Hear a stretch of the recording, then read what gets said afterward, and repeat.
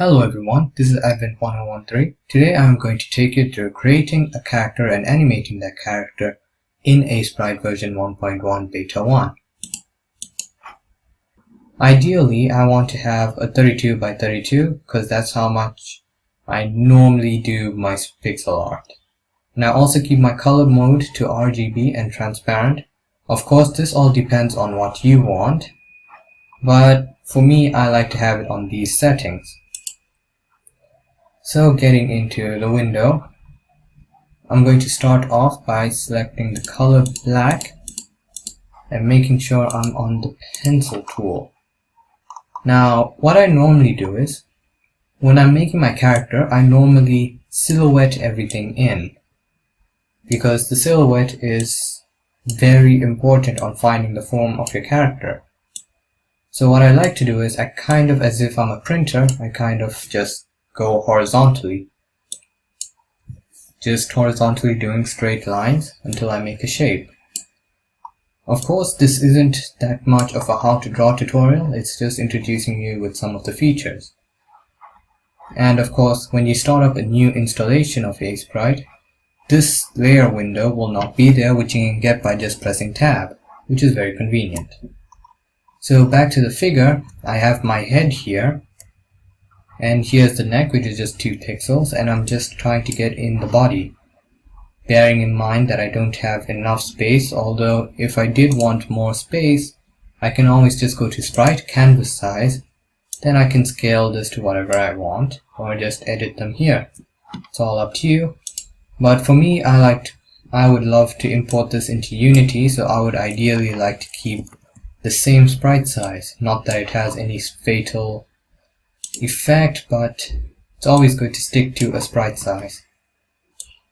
So I'm going to just horizontally, that is a thin torso. Yes, I would like to try and find the shape of my character. To do this, you do need some form of drawing knowledge. It's not something you can just do from scratch. You don't wake up one day and go, oh, I know how to do pixel art. No, it doesn't work like that. You need to have some kind of idea as to what you're doing. You need to have a mental picture of what you want, and that picture has to be clear. So I'm starting off with a female figure, and it does appear that she may not fit in 32 by 32. So I'm going to try everything I can do to make it fit in. So let's get to it again. Now I want to do the feet, which is straight lines, and instead of just doing that manually, I'm just going to use the line tool to do that portion. Okay, like that. Same with the other foot.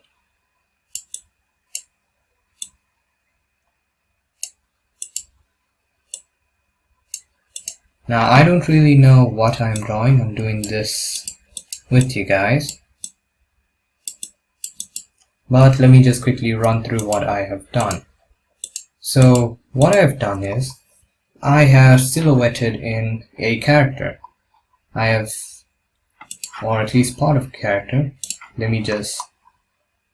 I will now go into doing the arms, which I'll do by dragging in some lines.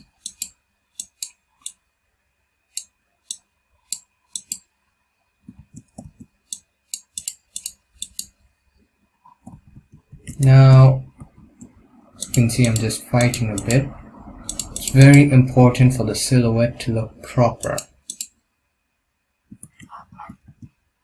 What it does appear is that the chest appears to be a little too big, so I'm going to shrink that and fix it in as I go. That's bearable. And now for the legs. Just make them a bit less forced. There we go. What I'm going to have is, well, I'm sorry for zooming in so much. that's just how I work. I'll try to refrain from that. Now, I have the head here. I haven't put any hair, so it's going to look weird until I put that here. Then I have the hand here, and I hope to have a hand going along here. Now, not sure if you can imagine that, but yeah, that's our silhouette. So, this is the first part of how I do a character. Now, what I'm going to do is, I'm going to go by clicking on this, which will open this menu. Ideally, you can now use this. This is also this color picker part is a new feature of Aseprite. Although I'm very much accustomed to this, so I'm just going to take the brightness up to the max. Saturate it a bit, and I'm going to take a little bit more of a brownish hue. And I'm going to do that for the skin. So what I'm going to do is, I'm just going to select the areas I want to use, then I'm going to fill them up. So let me just select that.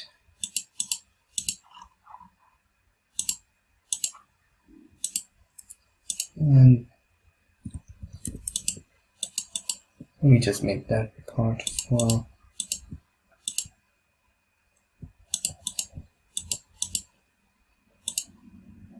Make it some funky shoe. And I'm going to fill this in. This isn't so bad. And for the hand, I think I can leave the hand behind.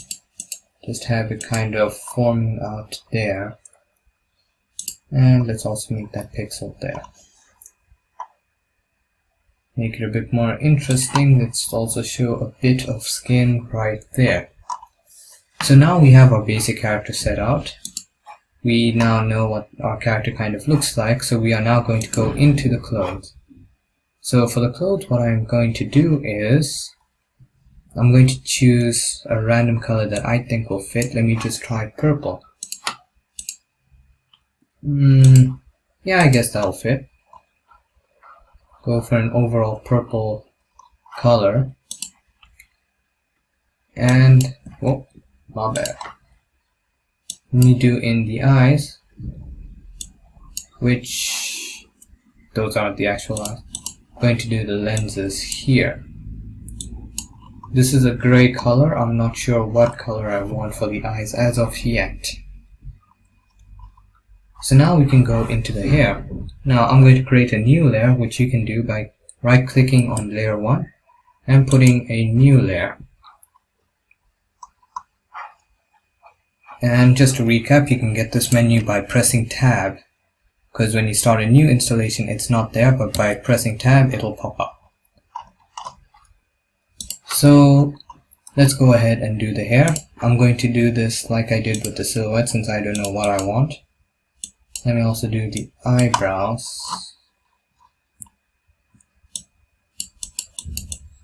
So I'm going to make the head kind of form, the hair form around the head, like that.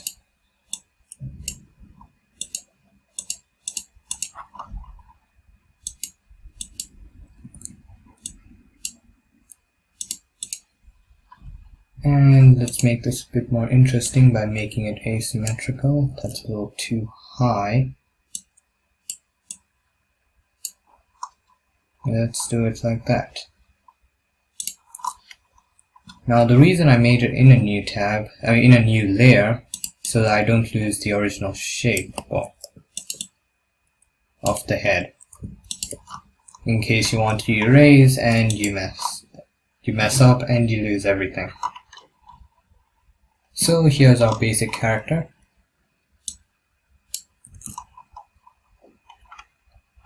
Now that we have our basic character, or actually let me color in the hair. I'll give it a nice red tone.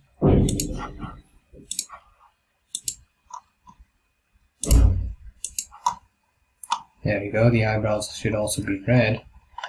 And the eyes, I'll paint them green. Whoa, forgot. Put it in this way. There we have it, our basic character. Now what we want to do now is we want to shade in our character, but first it is safe to merge this down. So I'm right clicking and saying merge down. There we go. And we might also want to save this. Alright, I have saved it, and I've also taken the time to just shave off a few pixels from her leg just to make it a bit less weird. Always take your time to make sure everything is perfect. So now that we're back, we can now do shading, which will make it much more complete. Now for shading, what I'm going to do is I'm going to select this color, and I'm not going to darken it. What I'm going to do is I'm going to give it a bit more of a reddish hue and saturate that a bit.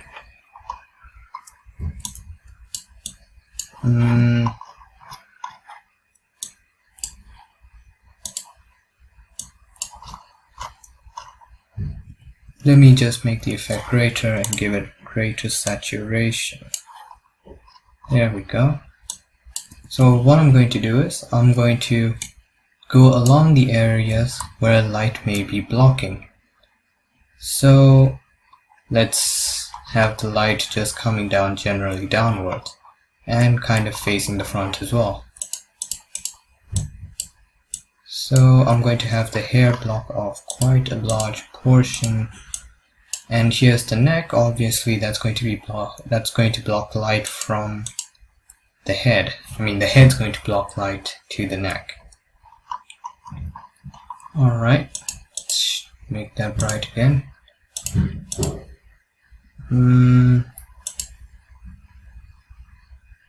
Feel like I should just take this pixel, yeah. Now I'm just going to shade along this area, or there we go.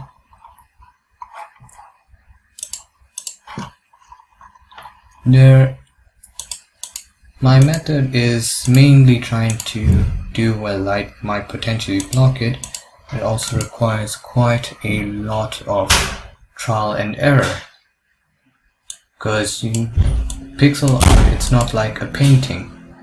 You're working with a very small amount of pixels and you're trying to get it to look right. So just do whatever appeals to you.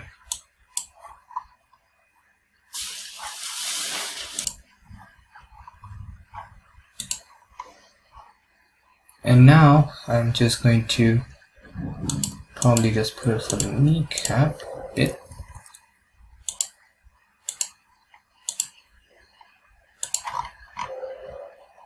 There we go. We can use this mini editor to tell us how it looks like, which is very convenient. Now what I should probably do is I should probably darken the pupil area. What I'm going to do is going to go here, saturate it a bit, go to the slightly blue, make it dark a bit and saturate it higher like that. Not to give us a exactly kind of blue kind of effect, but just to give it a little coolness in it. And with the eye, I'm just going to darken this part. There's no real reason light shouldn't actually do that. I just have personal preference that it should be shaded like that. So what I'm going to do is I'm just going to give it a bit more of a reddish tone, like that. There we go. Now that we've shaded the face and the skin, we can go into her clothing. Now her clothing isn't very complex. You could probably just, I don't know, add some detail. I'm just picking from the color picker. And here, add this blue belt. Probably just put some blue there.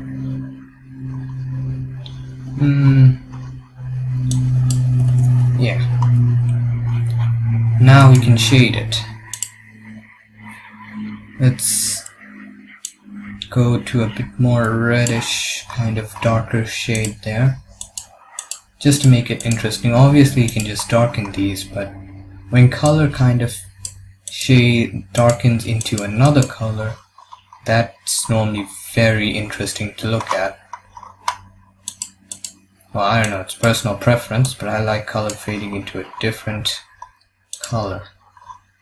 So I'm just going to do a two-tone color scheme because it's convenient. We don't have to overcomplicate this.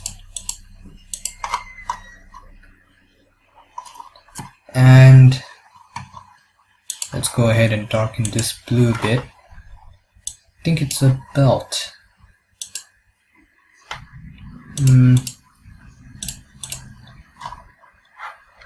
Well, some might argue and say that by just dragging it here, I'm not really darkening it. But the color value does indeed change. If you were to put this in black and white, you would clearly be able to tell that this part is darker than this part, or this part is darker than that part. And it also does look dark. Plus, how you get there doesn't really matter. People only care about the final result. Now for the hair, what I'm going to do is I'm also going to do the same thing. Just go into a different tone, although the effect isn't that apparent. I'm just going to kind of block out light to this hair.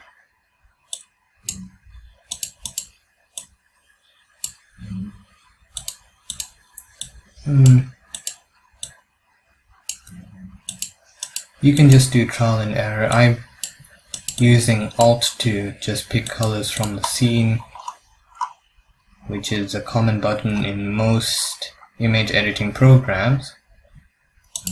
Yeah, that's alright. I'm okay with that. It's a bit chaotic, but I guess it does work. So now what we want to do is we want to animate this. So I'm going to right click on this. This is actually the frame number. I'm going to say new. This is just a simple idle animation. I'm not going to do anything too fancy. What I'm going to do is I'm going to select everything up to maybe her knee. Just drag that down. And then on her knee, probably just add a bit of pixels just to show some variation there.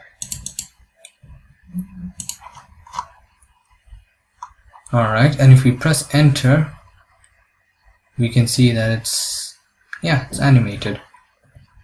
Not a very good animation. As you can see, it's very stiff and she's moving a little too fast. Now what I'm going to do is I'm going to kill two birds with one stone.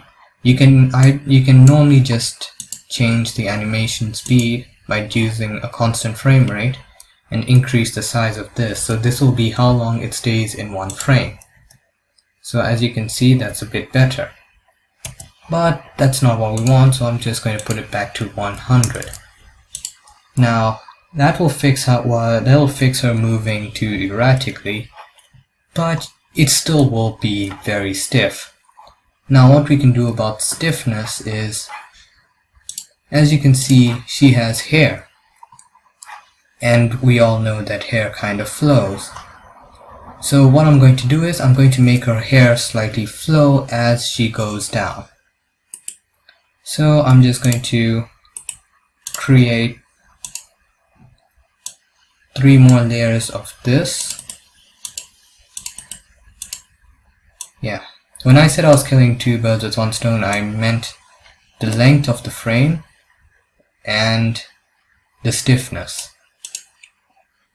So what we're going to do is, when she goes down, her hair should go up. So I'm just going to increase the pixels up here. And I'm going to erase some of them down here. So as you can see, kind of looks like it's flowing, as if the hair is lagging behind a bit. Likewise with this. Also, we can use onion skinning which is basically it'll show you the previous frames. You can enable that by pressing this. Now let's go to the other part of the hair. Now this one, she's going back up, so her hair should go down. Let me decrease the height of that. Everything comes down here. It's kind of flopping on her face.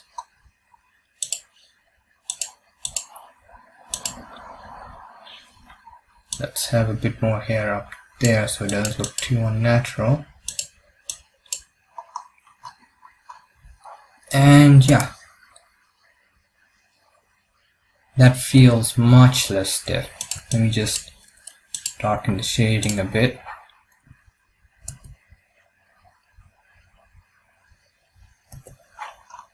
Now as you can see, our character looks interesting, and especially when animated, feels interesting. Now we can go ahead one more time and just possibly, when she goes down, we could have it go down a bit more. So instead of it just kind of flowing, staying up there, when it gets down, it can kind of press a bit down. Let me try and show you by doing a similar effect as what I did last time.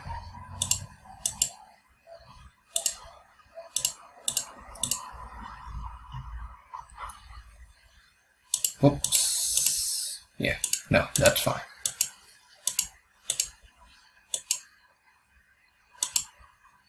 Likewise here. As she goes up, her hair could kind of go up as well.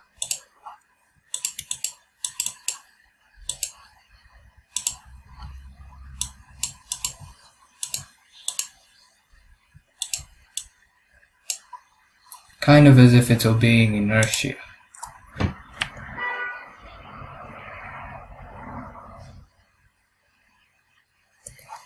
So let's zoom out and look at it like that. Now I may have gone a bit overboard, but as you can see, it looks much less stiff. Now we can take this one step further and add an outline. Now I normally like to do this at the end, and it's quite a tedious process, but I like to put a white outline, kind of a white or a black. Since our character is pretty bright, I'll put a black. Now let me show you how I do my outlines. Let's have this point here. I would have an outline up, down, left and right of that point. I will not touch the diagonal parts of that point. So let's go ahead, just put our outline here. I will just fast forward this a bit since it's a long and tedious process.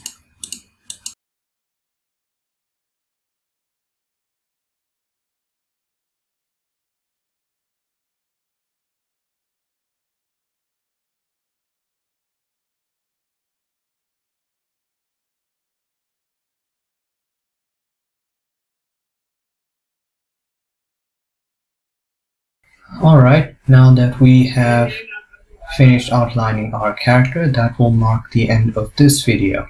The outline makes the character look much more finished. It also makes it very difficult to go back and correct errors. That's why I recommended having the outline at the end. But if you'd like to see any more videos, please say so in the comments. If you didn't like this video, I am so sorry to hear that. I will try to make a better video in the future. Thank you for watching.